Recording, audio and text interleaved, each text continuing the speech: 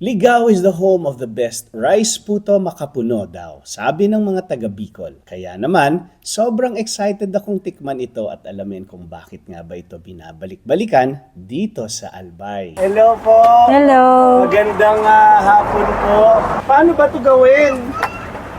Yan, sige nga. Ayan. Gaano katagal? Ilang minutes? Ayan, papasok na yan. Luto na yan. Opo. Lagay. Ayan.